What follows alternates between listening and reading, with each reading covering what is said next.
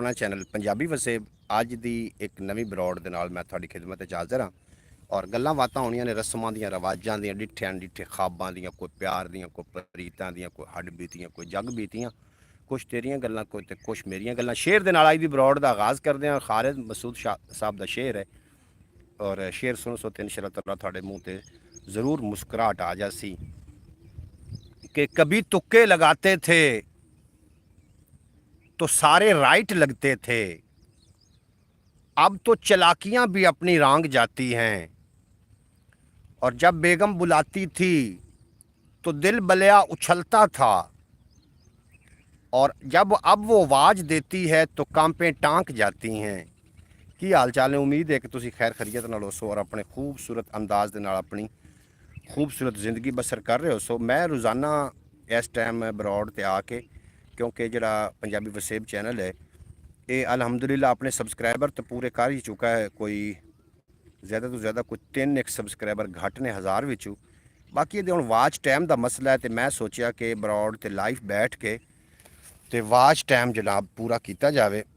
गर्मी का मौसम है, गर्मी बड़ी शदीद गर्मी है जी, शदीद। सुबह सुबह का वक्त बड़ा वट वज्जा होया जनाब, बड़ा मुश्किल दे नाल मैं इत्थे छां ते बैठा, अपना टाली की छां ते मैं आख्या दोस्तों के नाल कोई दुख सुख सांझे करिए। कोई आखते ने ना भी दुख वंडन नाल घट जाते हैं तो खुशियां वंडन नाल वधियां ने। मैं अपने पैलियां च आया, मुरब्बे आया, तुहानूं जुग्गी नज़र आ रही हो सी। और कुछ चंद लोग पहले मेरी बरौड़ ते आउंदे हुंदे हन, हुण खैर नहीं आ रहे। हो सकता है कि लेट उठते होण, क्योंकि रात नूं बड़ी हुंदी है, तुहानूं पता ही है भी बहुत ज़्यादा घबराहट हुंदी है, घाबर भी हुंदी है, तो फिर रात नूं नींद भी शायद पूरी ना हुंदी होवे। ये किहड़ियां कोई सर्दियां दी रातां ने भी बंदा समय ते फिर सुत्ता रह जाए, सुबह तक नींद पूरी हो जाए।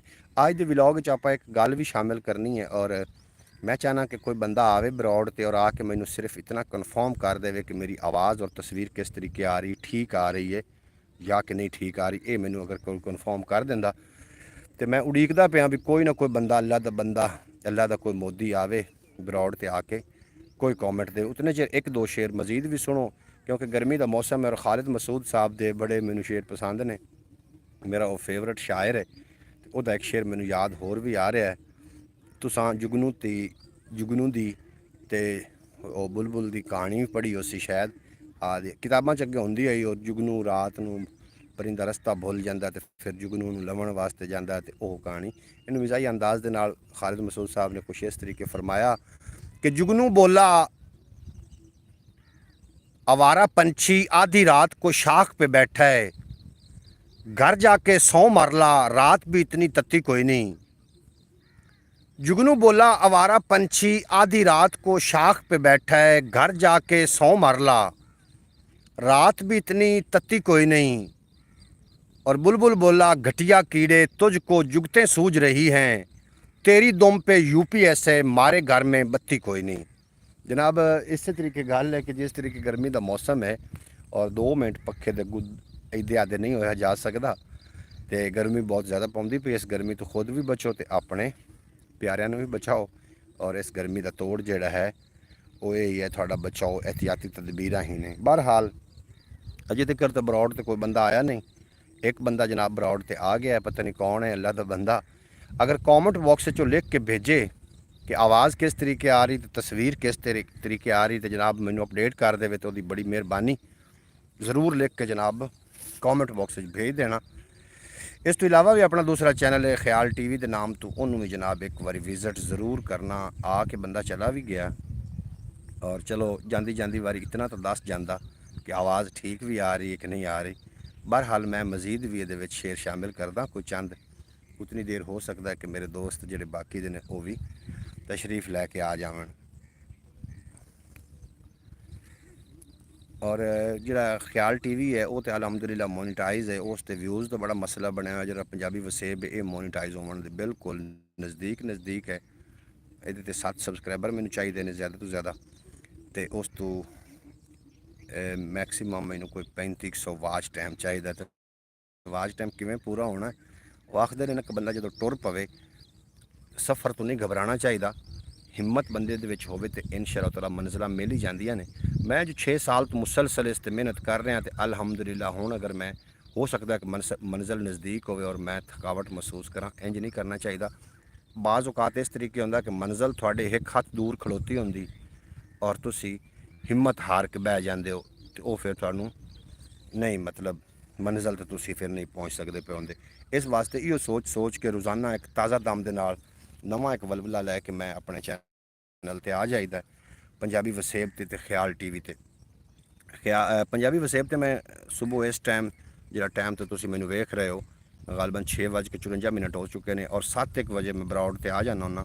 ਤੇ ਜਿਹੜੇ ਦੋਸਤ ਮੈਨੂੰ ਬਾਅਦ ਵਿੱਚ ਵੀਡੀਓ ਵੇਖਣ ਉਹਨਾਂ ਨੂੰ ਗੁਜ਼ਾਰਿਸ਼ ਹੈ ਕਿ ਜਨਾਬ ਜ਼ਰੂਰ ਕੋਸ਼ਿਸ਼ ਕੀਤੀ ਕਰੋ ਕਿ ਸਾਂਝਰੇ ਉੱਠੋ, ਆਪਣੀ ਨਮਾਜ਼ ਪੜ੍ਹੋ, ਨਮਾਜ਼ ਪੜ੍ਹਨ ਤੋਂ ਬਾਅਦ ਆਪਣੇ ਦੀਨ ਦੇ ਆਪਣੇ ਮਜ਼ਹਬ ਦੇ ਮੁਤਾਬਿਕ ਆਪਣੀ ਇਬਾਦਤ ਕਰਨ ਤੋਂ ਬਾਅਦ ਜਨਾਬ ਕੋਈ ਹਲਕਾ ਫੁਲਕਾ ਨਾਸ਼ਤਾ ਕਰੋ ਜਾਂ ਨਾ ਕਰੋ, ਉਹ ਫਿਰ ਤੁਹਾਡੀ ਆਪਣੀ ਮਰਜ਼ੀ। ਤੇ ਬਰੌਡ ਤੇ ਜ਼ਰੂਰ ਇੱਕ ਵਾਰੀ ਤਸ਼ਰੀਫ ਲੈ ਕੇ ਆਇਆ ਕਰੋ, ਕਿਉਂਕਿ ਜਿਹੜਾ ਵਾਚ ਟਾਈਮ ਪੂਰਾ ਹੋਣਾ ਹੈ ਕਿਸ ਤਰੀਕੇ ਹੋਣਾ ਇਹ ਤੁਹਾਡੇ ਤਾਮਨ ਨਾਲ ਹੀ ਪੂਰਾ ਹੋਣਾ। ਮੈਂ ਵੀ ਆ ਕੇ ਕੱਲ ਤਾਂ ਮੈਂ 8 ਮਿੰਟ ਦਾ ਵਲੌਗ ਮੈਂ ਅਪਲੋਡ ਕਰਕੇ ਚਲਾ ਗਿਆ ਔਰ ਲੋਕਾਂ ਨੇ ਉਹਨੂੰ ਬਾਅਦ 'ਚ ਵੇਖਿਆ, ਤੇ ਅਜੇ ਤੱਕ ਵੀ ਕੋਈ ਮੇਰੇ ਨਾਲ ਬਰੌਡ ਤੇ ਨਹੀਂ ਆਇਆ। ਤੇ ਹੋ ਸਕਦਾ ਕਿ ਇਹ ਵੀਡੀਓ ਵੀ ਬਾਅਦ ਵਿੱਚ ਲੋਕ ਵੇਖਣ, ਔਰ ਜਿਹੜੇ ਬਾਅਦ ਵਿੱਚ ਲੋਕ ਉਹਨਾਂ ਨੂੰ ਜਨਾਬ ਮੈਂ ਦਾਵਤ ਦੇ ਰਿਹਾ 7 ਵਜੇ ਤੁਸੀਂ ਬਰੌਡ ਤੋਂ ਤਸ਼ਰੀਫ ਲੈ ਕੇ ਆਇਆ ਕਰੋ, ਤਾਂ ਕਿ ਦਾ ਵਾਚ ਟਾਈਮ ਕਿਸੇ ਨਾ ਕਿਸੇ ਤਰੀਕੇ ਪਾ ਹੋ ਸਕੇ। ਮਜ਼ੀਦ ਇੱਕ ਆਪਾਂ ਗੱਲ ਵੀ ਸ਼ਾਮਿਲ ਕਰਨੀ ਹੈ। ਹੁੰਦਾ ਇੰਜ ਹੈ ਕਿ ਅਗਰ ਕੋਈ ਮੁਸੀਬਤ ਵਿੱਚ ਹੈ ਨਾ, ਹੁਣ ਕੋਈ ਬੰਦਾ ਉਤਲਾ ਆਖਦਾ ਕਿ ਇਹ ਮੁਸੀਬਤ ਇਹਦੇ ਵਾਸਤੇ ਹੀ ਹੈ, ਇਹ ਮੁਸੀਬਤ ਸਾਡੇ ਵਾਸਤੇ ਨਹੀਂ ਹੈ। ਕੋਈ ਇਸੇ ਤਰੀਕੇ ਦੀ ਕਹਾਣੀ ਹੈ ਕਿ ਇੱਕ ਬੰਦਾ ਉਸ ਵਕਤ ਇੰਜ ਹੁੰਦੇ ਹਨ ਕਿ ਬਿਜਲੀ ਤਾਂ ਹਾਈ ਕੋਈ ਨਾ, ਬਿਜਲੀਆਂ ਤਾਂ ਖੈਰ ਹੋਣਾ ਹਨ ਤੇ ਗਰਮੀ ਵੀ ਹੋਣੋਂ ਜ਼ਿਆਦਾ ਹੈ, ਉਦੋਂ ਵੀ ਗਰਮੀ ਸ਼ਾਇਦ ਹੁੰਦੀ ਉਸੀਂ, ਬਿਜਲੀਆਂ ਕੋਈ ਨਹੀਂ ਹਨ। ਡੀਵੇ ਅੱਲਾ ਦੇ ਬੰਦਿਆਂ ਤੋਂ ਸ਼ਹਿਰ ਜਾ ਰਹੇ ਹਨ ਤੇ ਵਾਪਸੀ ਤੇ ਨਾ ਇੱਕ ਡਿੱਕੀ ਆਇਆ,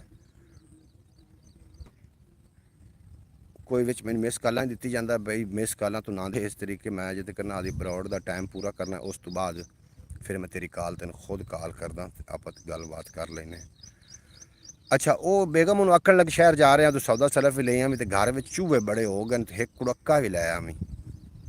ਬੰਦਾ ਚਲਾ ਗਿਆ, ਉਦੋਂ ਸੌਦਾ ਸਲਫ ਲਿਆ ਘਰ ਦਾ, ਕੋਈ ਆਟਾ ਲੂਣ ਤੇਲ ਪਾਣੀ ਮਿਰਚਾਂ ਦਾਲ, ਉਸ ਕੁੜੱਕਾ ਵੀ ਲੈ ਕੇ ਉਸ ਬੋਰੀ 'ਚ ਰੱਖ ਲਿਆ। ਤੇ ਵਾਪਸ ਘਰ ਜਦੋਂ ਪਹੁੰਚਿਆ ਤੇ ਸ਼ਾਮ ਹੋ ਰਹੀ ਹੈ। ਸ਼ਾਮ ਨੂੰ ਉਸ ਬੇਗਮ ਨੂੰ ਆਖਿਆ ਵੀ ਤੁਸੀਂ ਜਿਹੜੇ ਮੈਨੂੰ ਕੁੜੱਕਾ ਕਿਹਾ ਸੀ ਮੈਂ ਕੁੜੱਕਾ ਵੀ ਲੈ ਹੀ ਆਇਆ। ਕਿਸ ਸਾਲ ਮੁਕਤਸਰ ਰਾਤ ਨੂੰ ਕੁੜੱਕਾ ਲਾ ਕੇ ਤੇ ਬੀਬੀ ਸੌਂ ਗਈ। ਜਦੋਂ ਸੌਂ ਗਈ ਤੇ ਸਾਫ਼ ਜ਼ਾਹਿਰ ਹੈ ਰਾਤ ਨੂੰ ਫਿਰ ਉਸ ਡੀਵਾ ਵੀ ਬੰਦ ਕਰਨਾ, ਕਿਉਂਕਿ ਰਾਤ ਨੂੰ ਡੀਵੇ ਬਾਲਦੇ ਆ। ਡੀਵਾ ਬੰਦ ਕਰਕੇ ਉਹ ਬੇਫਿਕਰ ਹੋ ਕੇ ਸੌਂ ਗਈ ਤੇ ਕੋਈ ਥੋੜੀ ਦੇਰ ਬਾਅਦ ਨਾ ਕੜਕ ਦੀ ਆਵਾਜ਼ ਆਈ। ਉਹ ਬੀਵੀ ਨੂੰ ਸ਼ਾਇਦ ਲੱਗਾ ਕਿ ਸ਼ਾਇਦ ਕੋਈ ਚੂਹਾ ਵਿੱਚ ਫਸ ਗਿਆ ਹੈ। ਉਹਦਾ ਕਿ ਚੂਹਾ ਹੀ ਹੋਣਾ ਹੈ। ਹੁਣ ਡੀਵਾ ਬਾਲਣ ਵਾਸਤੇ ਮੈਨੂੰ ਪਹਿਲੇ ਲੱਭਣੀਆਂ ਪਊਸਣ, ਡੱਬੀ ਮਾਚਸ ਲੱਭਣੀ ਪਊ ਸੀ, ਡੱਬੀ ਆਖਦੇ ਨੇ ਸਾਡੀ ਜ਼ਬਾਨ 'ਚ, ਮਾਚਸ ਲੱਭਣੀ ਪਊ ਸੀ। ਤੇ ਮਾਚਸ ਲੱਭਣ ਤੋਂ ਬਾਅਦ